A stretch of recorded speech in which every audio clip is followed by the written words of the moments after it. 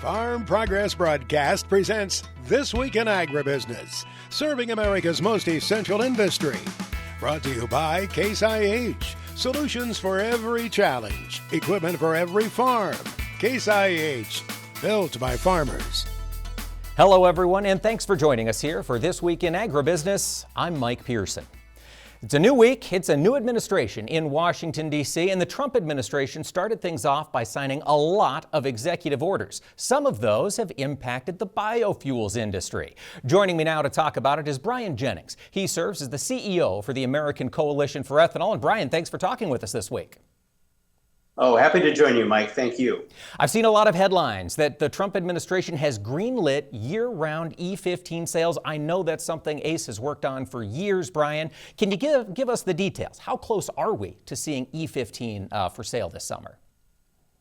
We've tried to get E15 year-round availability for about 13 years, Mike, to be honest. We came ever so close in the last Congress. Legislation was part of the continuing resolution that would have enabled this nationwide on a permanent basis. Unfortunately, when they went to the skinny continuing resolution, it was left on the cutting room floor. But this executive order from the president essentially directing EPA to look at their emergency authorities and potentially allow E15 year-round in the summer months in conventional gasoline areas is a critical step in the right direction. I look at it, Mike, as an insurance policy. If we are unsuccessful with legislation in Congress between now and the June 1st summer driving season start date, we feel reasonably good and encouraged that this executive order from the president will result in EPA green lighting E15 during the summer months. All right, but we do still need that legislation. Hopefully those farm state representatives will be working to get that through. Brian, I'm sure you're working with several of them on that, as a matter of fact. It's critically important. We're talking to members of Congress as we speak, Mike. I'm really encouraged by the new Senate Majority Leader, John Thune, Republican of South Dakota. This is very high on his priority list, and his staff are working hard on this with both Democrats and Republicans. And what we're hoping for, Mike, because the summer driving season starts so soon, June 1st, it's right around the corner, believe it or not, we're trying to make sure that we can advance this legislation here in the first quarter of 2025, if possible. All right. We'll continue to watch for headlines in that direction. Brian, the other story we've got is the freeze on regulatory issues. Now, of course, this includes the new 45Z guidelines we got here just over the last 2 weeks. What does this freeze mean for that 45Z guidance going forward? I think it's important for your viewers to recognize that this is standard operating procedure. Every single president, when he comes in, puts a freeze on pending regulations that his predecessor had in place. And the purpose of it is simply for Trump's team, in this case, to take inventory of all of the preliminary and pending rulemakings that the Biden administration had put out to determine whether or not the Trump administration wants to continue with those rulemakings, perhaps modify or alter those rulemakings or scrap those rulemakings. And so, yes, the 45Z tax credit, the Clean Fuel Production Tax Credit guidelines are part of this freeze, as are all other pending rulemakings. We still feel very good about the prospects for 45Z. We have strong bipartisan support in Congress. In fact, several Republican members of Congress have reached out to the White House to say, we want to see 45Z move forward. And so we're not panicking during this freeze. This is just a natural sort of progression, standard operating procedure, as I said. All right, lots to watch as this goes forward, no doubt. That's Brian Jennings, CEO of the American Coalition for Ethanol. Thanks for joining us this week. This portion of This Week in Agribusiness is brought to you by Firestone. It was an exciting week in the commodity markets as the grain complex continued its rally and the cattle market set a new record. Joining us now to talk through all of the things happening in that massive global trade is Mike Zuzzolo of Global Commodity Analytics. Mike, thanks for talking with us this week. Great to be with you, Mike. Thanks for having me back. Certainly lots going on in the world of grains. Mike, let's start here with the corn market. We've seen this rally continue. Are we still just seeing follow-on buying from that tighter production number from the USDA reports? I think that underpinned the markets and woke them up to the world stocks for both wheat and corn, Mike. So, yes, in part, I think after the long weekend holiday, we had the Argentine weather look pretty disappointing in terms of actual rainfall. I think at this point, I'm going to take Argentina's corn production down below 50 million metric tons. I don't think they can get back to an above average crop size at this stage, given the fact that they missed the rains over the MLK weekend. The second big thing that I think helps support corn, and you mentioned it with the cattle market and with the equity market, was kind of a general risk on mindset because the trade in both commodities and currencies are really dissecting President Trump's comments and also dissecting his new repealing of the EV mandate and also talking about the national energy emergency. So we've seen the trade in the commodities really get more specific and narrow. And I think the corn market kind of felt like it could go up a little bit more because of those as well. Let's talk Brazil. I know they've got a massive soybean crop still growing down there. We'll talk about that in a moment. Do we have a sense as to what the Brazilians are planning to put in the ground for corn acreage in their second crop yet, Mike? That's going to be, if we're going to have another leg higher in the corn without the help of the wheat or the dollar or something else, and we're going to talk specifically supply, I think the month of February is going to be about Brazil and whether they get planted on time in their safrinha corn, Mike. This is a time period where they're trying to get beans out of the fields and get the corn planted. So it's an important time because, excuse me, they've been too wet at this stage. Okay. And I think that's very, very key if we're going to keep the market running. Otherwise, we do have some overbought technicals in the corn charts, and corn has been running very, very hard. And so it's kind of at a point, I think, where we're needing to feed the bull here in the corn market. All right, we got to get some more of that bullish narrative into the story there. Mike, speaking of actions in the White House earlier this week, we saw lots from President Trump, but what we did not see were any direct tariffs go on. We heard conversations, maybe those are coming February 1st. What's the trade's response to that? Was that part of the reason soybeans maybe had a stronger week than expected? I think so. I think the key was China did not get spelled out specifically like Canada and Mexico did. And, Mike, before the election, I was telling clients and subscribers that President Trump's, if he gets elected, his trade policy and his foreign policy are one and the same. He's going to use the economic power of the United States to help us in his foreign policy. So I am taking him at his word. I do and have to kind of, I guess, plan for a tariff hit against Canada and Mexico on February 1st because the president has talked about it now. And I think that's a really important structural shift in our hedge plans that we've not had to deal with in many, many years. I feel like, today in 2025 feels a lot like the mid 60s through the mid 80s as far as trade in geopolitics and how they affect the commodities. And Mike, you mean it feels like that time period just because things are so in flux? There's not that consistency that we've had for the last 30 years in trade policy? Yes, and because the World Trade Organization was pretty new in terms of the multilateral trade, and there was a lot more bilateral trade, and we had a lot more inflation as well, Mike. So there's several things, but I think the heart and soul really goes back to trade policy and foreign policy in this administration, I think, are pretty much one and the same. We'll talk about what that could mean for soybeans and the cattle market when we come back for more with Mike Soulje of Global Commodity Analytics. This portion of This Week in Agribusiness is brought to you by Firestone. And we're back, talking commodity markets with Mike Soulje of Global Commodity Analytics. Mike, we're talking before the break about the upcoming changes in trade policy potentially affecting us. Soybeans seem like they could be the most impacted. What's your risk scenario here for these new crop soybeans as we look forward?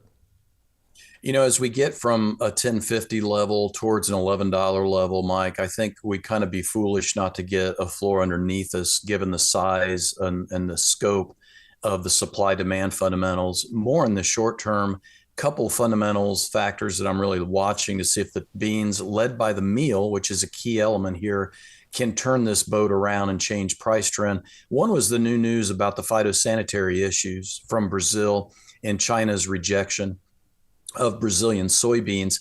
that looks to be a real issue in terms of China not necessarily not wanting beans, that there was an issue with the Brazilian beans coming out of Brazilian ports. Will that direct more trade and more bean purchases to the United States here in the short term? That's number one. The second thing is a potential break in the dollar against the Brazilian real. We've been running very hard, making new record lows in the Brazilian currency many months in a row, for the last part of 2024. That looks vulnerable to a price trend change. I'm really eager to see if maybe the Brazilian real can strengthen against the dollar, and that gives some support to the beans as well. So those two fundamentals I'm hoping work in our favor and underpin the prices. All right, we'll be watching those two factors as time goes along, as well as the weather across Brazil. Mike, in the wheat market, anything globally there you're keeping an eye on this time of year? I know we have not seen the snowfall that we'd like to see across the Midwest. Yeah, and this is where I think the Black Sea markets and the U.S. markets, as far as weather and crop conditions, they're not as good as we headed into dormancy as maybe the trade wanted them to be and what we priced in. So I think we may be brewing up a weather market in the Western Corn Belt and the Southern Plains as we get into the spring. The maps are suggesting that right now. Some of the meteorologists out there in agriculture are suggesting that. So we may have this wheat market a little bit to discount depending upon how we come in and out of dormancy, Mike. All right, we'll be watching those weather forecasts closely. Mike, before we go, we've got to talk about this cattle market. Set a record last week in live cattle, trading $200 a hundredweight or $2 a pound for live cattle heading into the processing system. Where does this market go from here? Mike, are we now poised for a next leg higher? Yeah, there's a timing aspect to this based upon history for me, Mike. If you ask me a simple question about where is the high timing wise, I think it's going to be difficult to sustain these levels after Q1 is over with. So after the April fats go off the board, like the corn, we're going to need to feed the bull a lot, I think. As far as swing objectives, I'm kind of looking at 205, 207 for the next topping area for the fat cattle. We'll see if the cash market leads us there, if the stock market is a tailwind and a weaker dollar is a tailwind. Those are key elements in 2025. Mike, given the risk that's on the table for these cattle feeders, how far out are you advising producers to make those hedges given these record price levels that we're seeing? That's a great question. We have seen a lot of high-priced feeders bought, and so it's very hard to make money after Q2. I would cover Q2 right now, generally speaking, Mike, before I see the big cattle numbers at the end of the month if we hit those price targets. Same question to you on feeder cattle. Are you hedging any fall calves out right now, Mike, given these prices? Not quite yet, but I'm probably about $10 away at this point, starting with the August futures, watching to see if we go up another leg in corn, and does that stimulate the funds who are record net long right now to go ahead and pull off some of their long feeders because of the feeder corn ratio. So that's probably the number one factor in the feeders for me right now, Mike. All right, be watching that corn price. It impacts everything. Mike Zuzolo, Global Commodity Analytics, thanks so much for joining us this week. Thanks, Mike. Appreciate it. Greg Soulje now brings us his farm weather forecast for the week ahead. It has been a busy week for weather headlines, and Greg Soulje has been keeping track of them all. Greg, as you look out to the week ahead, what's expected in the Pacific Northwest? No, I tell you what, how do you beat last week's historic weather over some parts of the country? Some of it good, some of it bad, some of it ugly. I just will put it that way, I guess. In any event, it is a good-looking set of weather maps and charts from an outdoor work and livestock standpoint in the Pacific Northwest for this week. Maybe not necessarily the greatest of news with that snowpack and snow cover, which has been highly variable, and still some areas of drought across the northern plains, parts of the upper Midwest and southern Canadian prairie. Yeah, it's been cold, but those upper level winds are coming down the slopes of the Canadian and U.S. Rockies, that Chinook snow-eating wind, and so the snow cover does just that, and temperatures are expected to take off. We're again see readings that are going to be milder here versus things downstream across the Corn Belt, but even there, a change in weather is ahead. So pretty quiet on the maps and charts. Windy, milder for some of the Pacific Northwest for the middle part of the week. We do get a little push of slightly colder air to the Canadian prairie across the Dakotas into the upper Midwest with a little, if any, organized moisture. Couple of snow showers and flurries banked up along the Bitterroots back in the Cascades. And here's the next weather system late in the week for Washington State. Otherwise, just a slight cooling trend across the Great Basin. Welcome news, great news, fantastic news across the southwestern reaches of the country, namely Southern California. The flow has turned in off the ocean. That's marine layer air and a weather weather system coming ashore. A few and far between so far this wintertime season, and probably going forward as well. So enjoy it while you may on the snow and at least rainfall gauges across the southwest mountains and southern valleys of California. Abysmal totals this wintertime precipitation season. But some rain, a couple of thunderstorms into West Texas, moderating trend on temperatures farther north across parts of Nebraska and the Great Plains. That weather system tugs into New Mexico, West Texas with additional shower activity here. A little snow into the high plains areas, but an otherwise quiet weather pattern. Warm, dry weather back into the valleys of California later in the week. You mentioned a weather change for the northern Corn Belt. Will that start early in the week, Greg? It will, with signs of the Dakotas, Red River Valley of the north on westward. We'll get into some gusty winds, and sometimes when we marry up these low-level and upper-level winds, all wind fields, downslope of the areas of the Rockies, you can get those wind speeds better than 90, almost 100 miles per hour, much like the same way we saw across the Santa Ana ranges. We could see that off the Rockies into parts of Montana and Wyoming as the week wears on. A little light, warm frontal snow for the upper Midwest, seasonal high pressure, and again, abysmal snowpack and snow cover here, more of it melting away farther south into parts of the central and southern Corn Belt locales. And get into slightly cooler air, a dash of snow up towards the Sioux later in the week, but overall it is, again, a return back west of the Black Hills later in the week of that downslope flow. Temperatures, again, will moderate nicely across the eastern and southern Corn Belt. Heads up on those thaw freeze cycles across the feedlots. What else can you talk about across the southern plains of the Gulf Coast area? Everything else going forward is pretty anemic weather-wise, but we do have some good news from a dryness and drought standpoint across areas of the southwestern states. Again, recovery from at least structural issues and the weight of that heavy wet packing snow last week across the Gulf Coast area. This weather system into the southern plains, and we'll pick up showers and thunderstorms for the Delta. Temperatures a bit on the cool side up across areas of the Great Plains. Pretty quiet weather pattern in the southwest.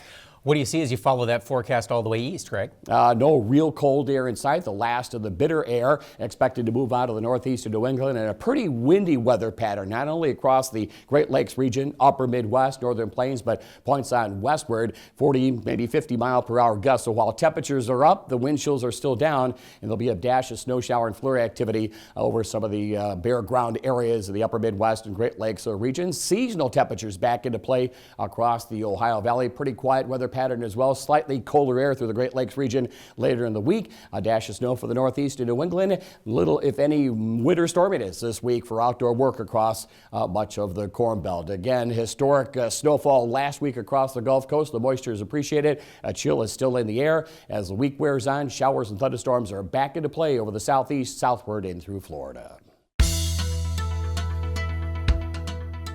Welcome back, ladies and gentlemen. Of course, we are talking this week a lot about Washington, D.C., and not a lot of crops are grown in Washington, D.C., but actions there can still have a big impact on our bottom line. One of the big moves this past week was the Energy Emergency Declaration and the suite of executive orders that were designed to combat it. Joining me now to talk about this issue is David Holt. He serves as president of the Consumer Energy Alliance. And David, thanks for taking the time to talk with us. Appreciate it, Mike. Happy to be here. Before we get into it, tell us, what is CEA? What is the Consumer Energy Alliance?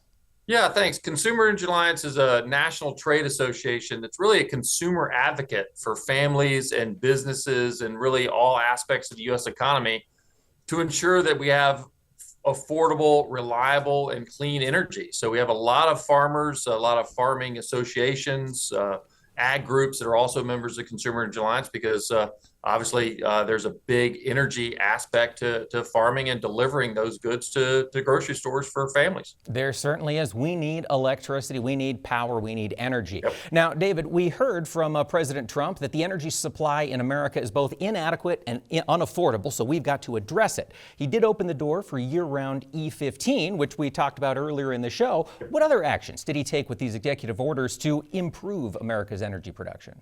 Well, the big thing, as we've seen this week, he's been signing a lot of executive orders. On energy, he's declared a national emergency, which opens the door for secretaries of Department of Interior, Secretary of Energy, FERC, other federal agencies to take their own executive orders or secretarial orders to, for example, open up the Gulf of Mexico again. The previous administration really had a de facto ban on energy developed in the Gulf of Mexico offshore. So that's abundant oil and natural gas.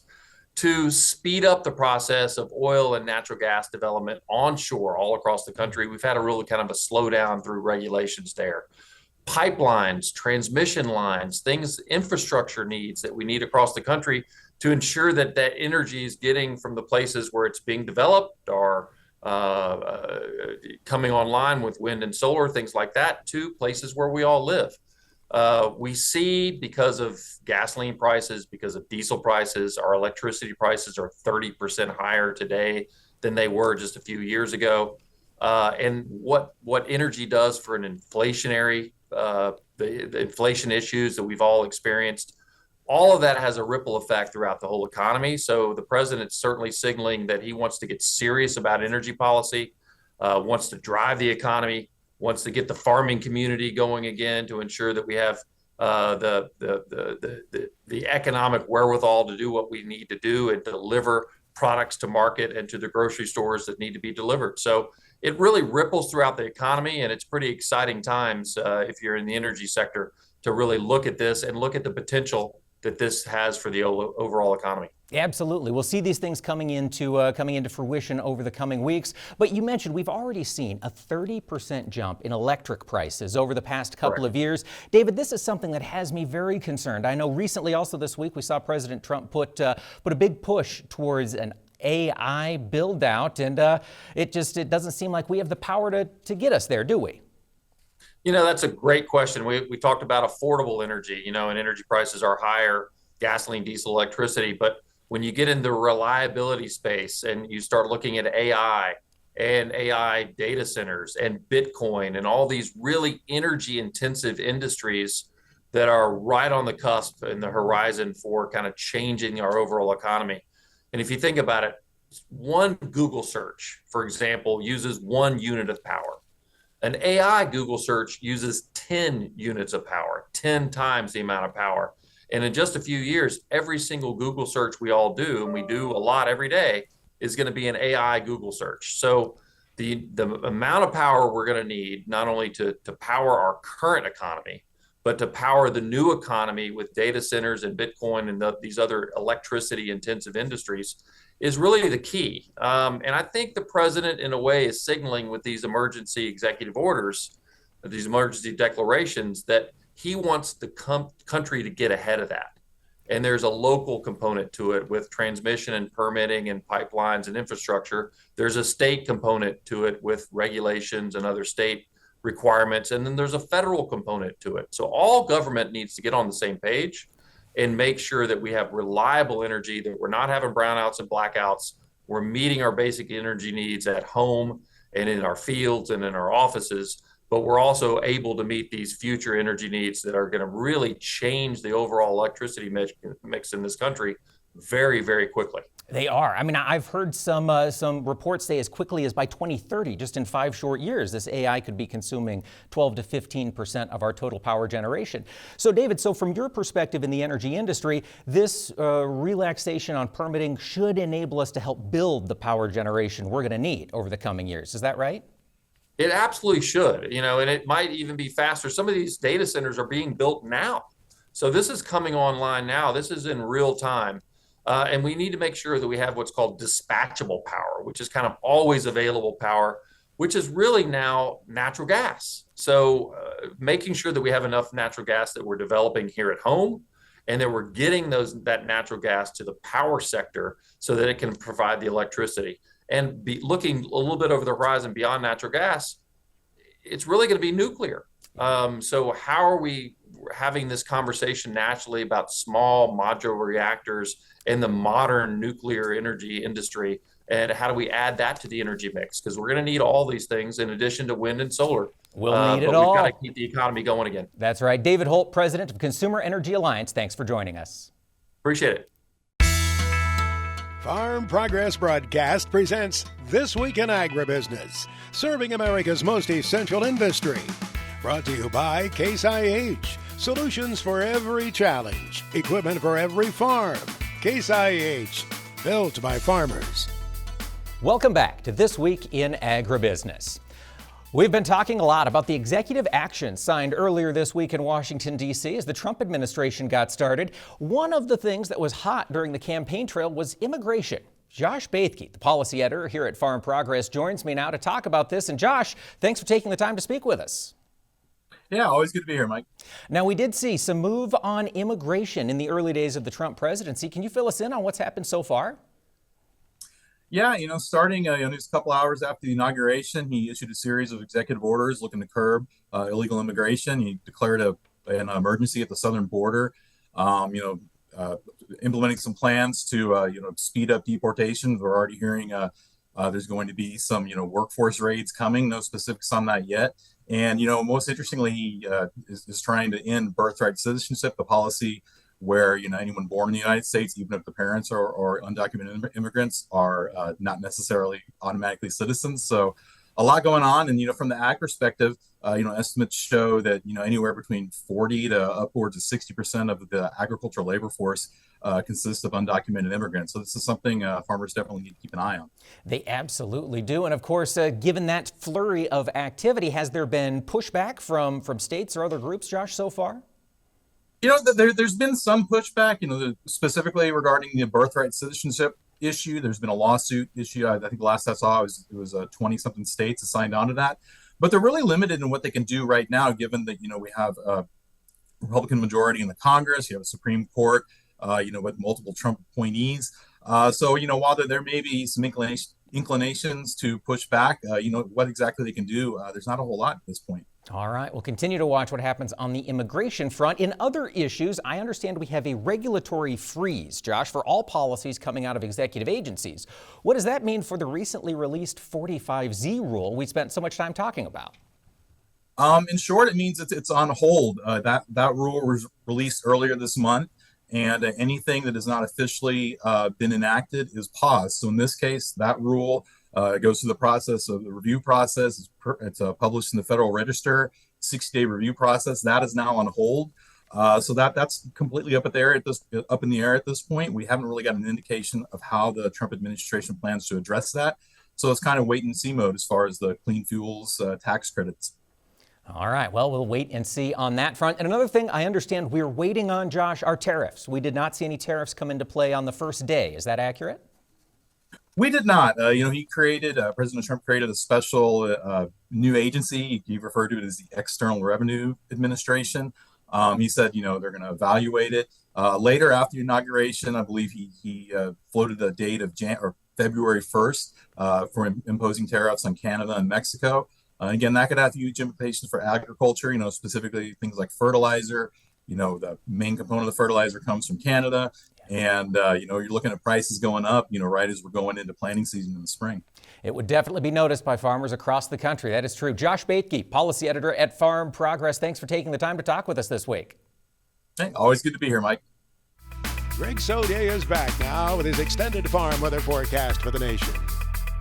Greg Soulje is back with a look at what's to come in future weeks. And Greg, next week, what do you see as the precipitation impacts? Again, most of the weather actions across the southern plains, the deep south and southeastern sections of the country, and no snow in the forecast down there. If you wanted to look at the positive side of the ledger, at least we did get some drought relief over some sections of the deep south coming off that snowfall of last week, of which at least the northern extent of the next round of rainfall might have a little wet snow mixed in to start, paling in comparison. But again, significant 1 to 2 inch total is expected down here, and quarter to maybe half inch downwind of the Great Lakes region, little or none for much of the upper Midwest, back through sections of the Big Sky country. Later in the week, maybe some snowfall. This is the issue, not really an issue, it's a welcome change weather-wise here, easing the issues of dryness and drought, but not ending it over the southwestern reaches of the country, and scant moisture in the Pacific Northwest. So the southern states and the Southwest, including California, moisture for this week.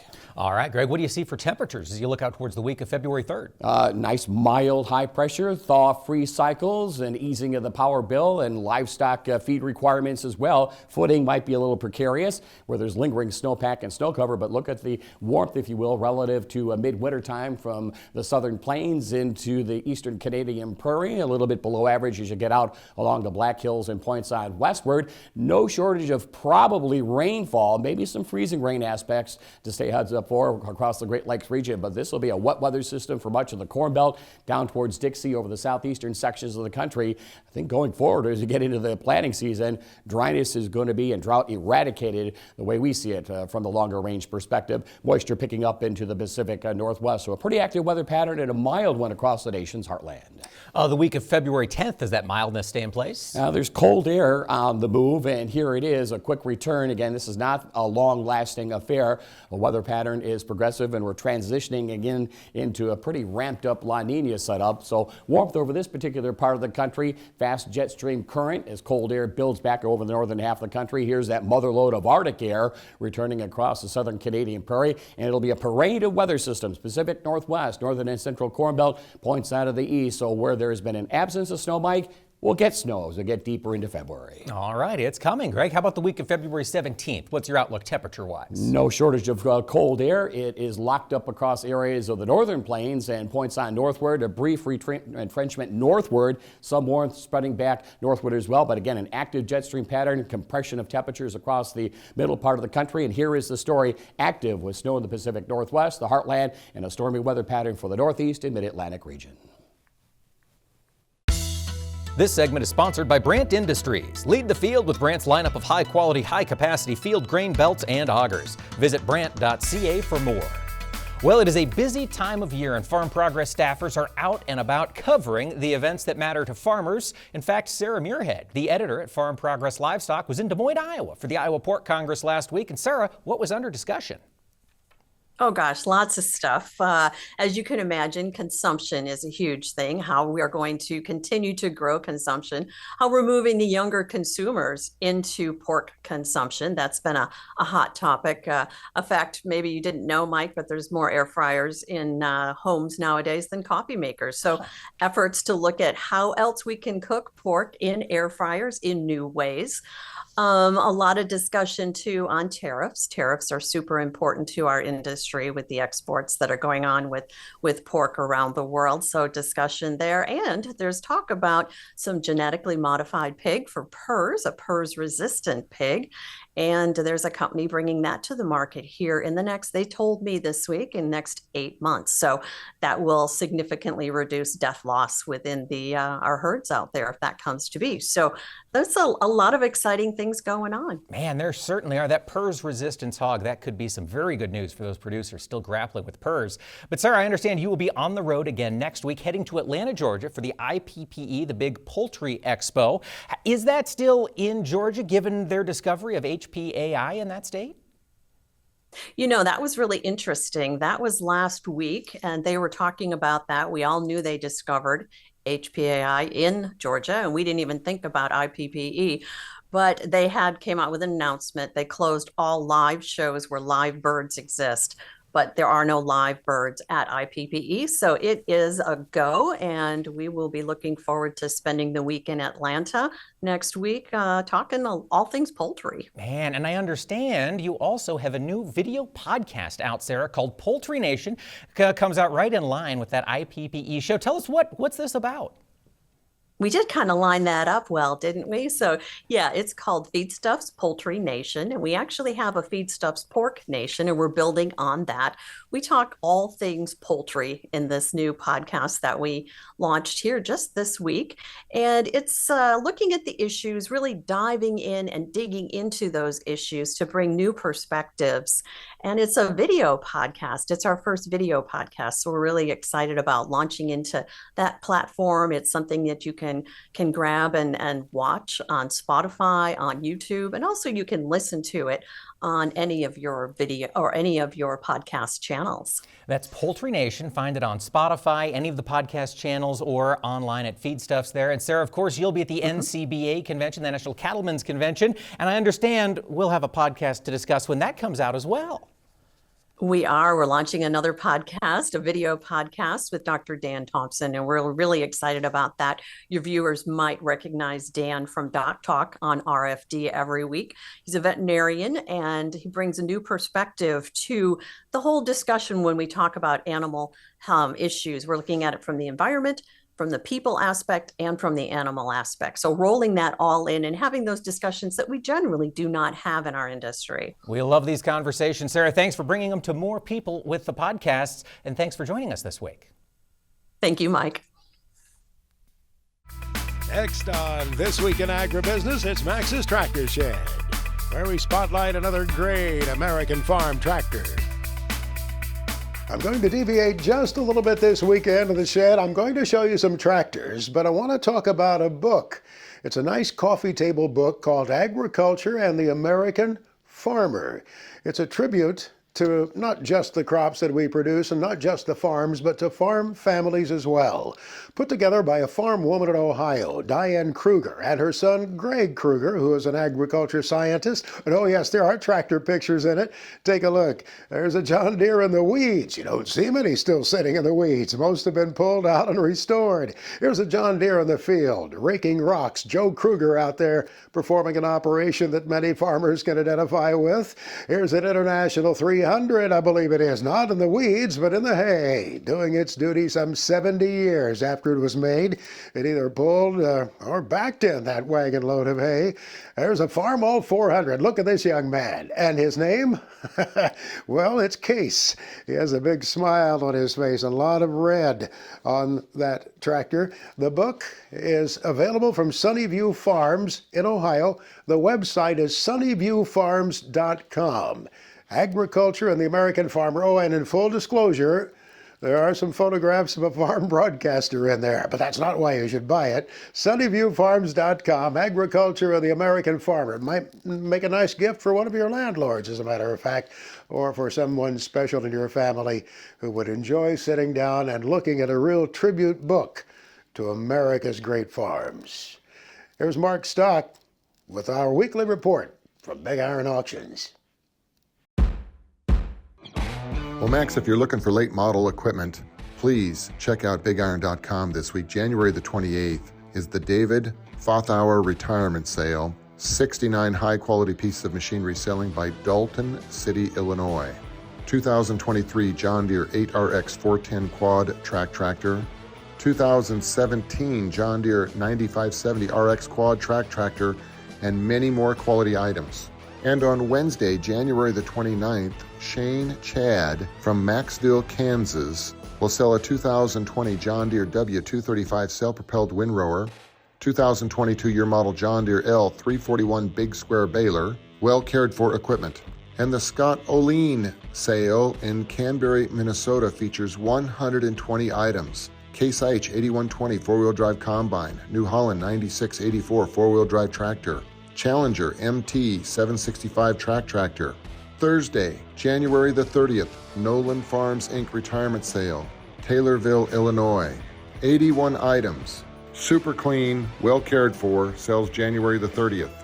And Land This Week sells in Lee County, Illinois, McDonough and Fulton County, Illinois, Knox County, Illinois, and Christian County, Illinois. These virtual land auctions can be found on SullivanAuctioneers.com and on BigIron.com. Thanks, Max.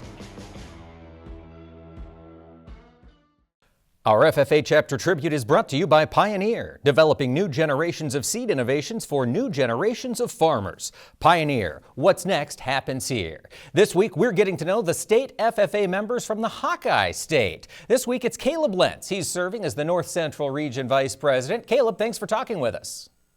Thank you. I appreciate it. Tell us a little bit about your background. Did you grow up in an ag operation? So I originally grew up in town, and then my family moved onto our acreage, where we started farming with my grandfather as well as my uncles. I personally have been showing cattle and working a little bit with our row crops, and then I started working in hog confinements about 3 years ago. All right, so a well-rounded experience in agriculture. And what was it that made you want to be a part of the FFA? What made me want to be a part of the FFA was probably my father as well as my brother. So my father was in the Waverly Shell Rock FFA chapter, and then my brother was in the Nashville Plainfield FFA chapter as well. And they kind of pushed me to get involved even if I didn't really want to. I know when I joined my 7th grade year, I was not really interested in being involved, more involved in sports, not really leadership. But now that I've been involved in FFA, I've truly seen the impact that this organization can have on different people. And what have been the highlights of your year of service as the North Central Region Vice President? I would say the biggest highlight that I've had would be the impacts that I've had on members. I've been able to go on lots of chapter visits. Chapter visits are what I facilitate in the classrooms of FFA chapters. I've been able to meet different students and give them a little bit of my story about FFA, but also them tell me about their impacts and what it's had on them. And then I also just play a whole bunch of games with them and just kind of get familiar with who they are and what they like to do. That's fantastic. Caleb, real quick before we let you go, do you hope to have a career in agriculture? So in the future, I would like to be an agricultural education teacher. So currently I'm a freshman at Des Moines Area Community College, where I'm currently in the liberal arts program with the pathway in agriculture and water quality studies. And I'm transferring to Iowa State for agriculture education. Fantastic. Caleb, well, we wish you the best of luck. We need good educators bringing agriculture into that next generation. Of course. Colby Ag Tech is brought to you by PTX, a new brand from AGCO that includes precision ag technologies from Precision Planting and PTX Trimble. Crop farmers have all sorts of technologies to manage their production in the field. Now livestock farmers do as well. I've got a special tech segment this week. Joining me is Jason Yorty from Yorty Farms, fifth generation farmer here in Central Illinois. But Jason's got a special project he's been working on for about 10 years. As a turkey farmer, you found a new way to monitor the performance of a turkey flock.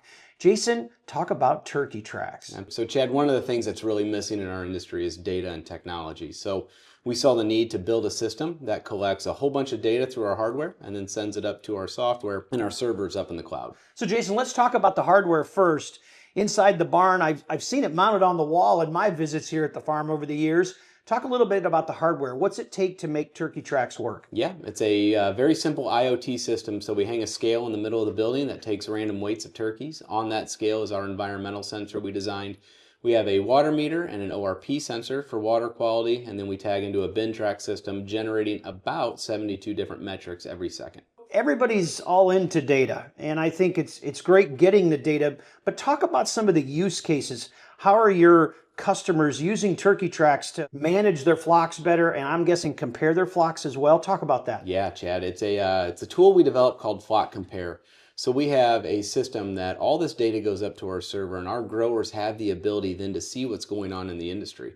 Think of it as a data co-op. A grower might be able to go in there and say, I want to see how this genetic performs against this genetic in a tunnel ventilated building facing west with ziggity water lines and H2 feeders, and then our system will generate everything he needs to see based off the data that other growers have generated.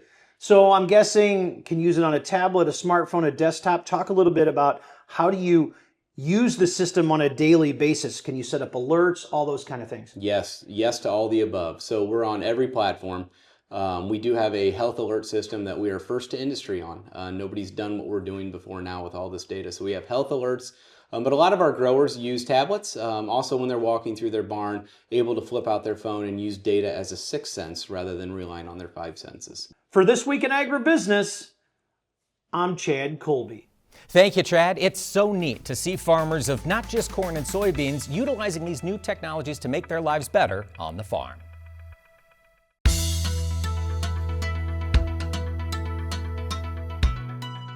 Well, as the calendar is flipped to 2025, growers are now planning their budgets for that 2025 growing season. And one thing that's important in this era of tight margins is stretching those crop input dollars. Our friends from Nutrient Ag Solutions have a new product that might help growers do just that. We're super excited to be launching this for next year. It's a nitrogen management solution that's biologically based, but it's designed to increase some supplemental nitrogen in your soil and help you have more improved nitrogen use efficiency through direct fixation, recruiting of additional end fixers to the soil, and liberation of soil organic pools of nitrogen.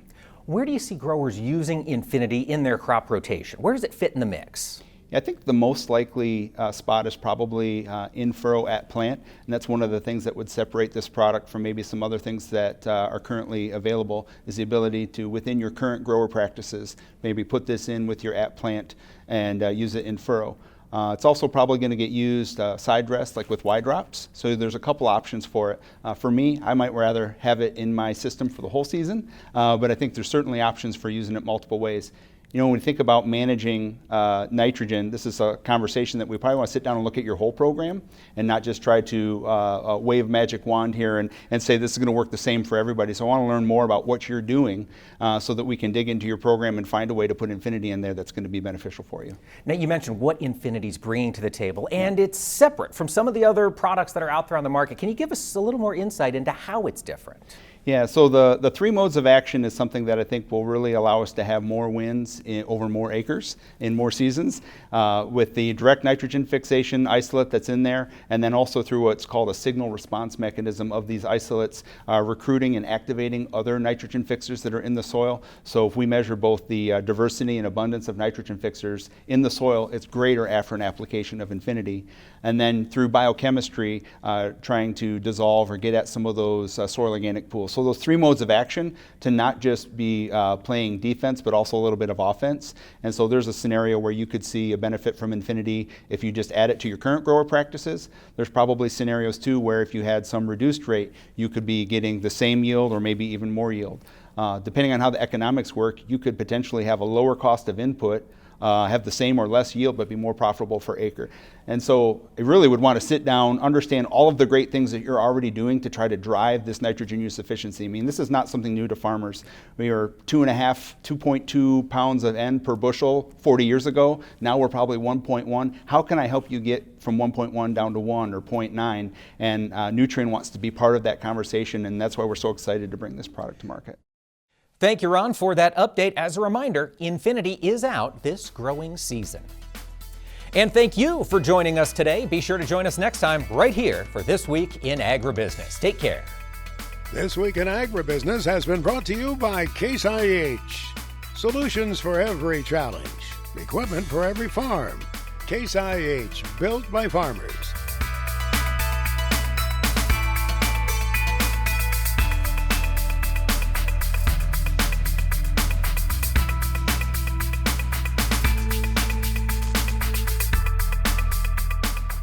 This Week in Agribusiness is produced by 22 Creative Group and has been a presentation of Farm Progress Broadcast.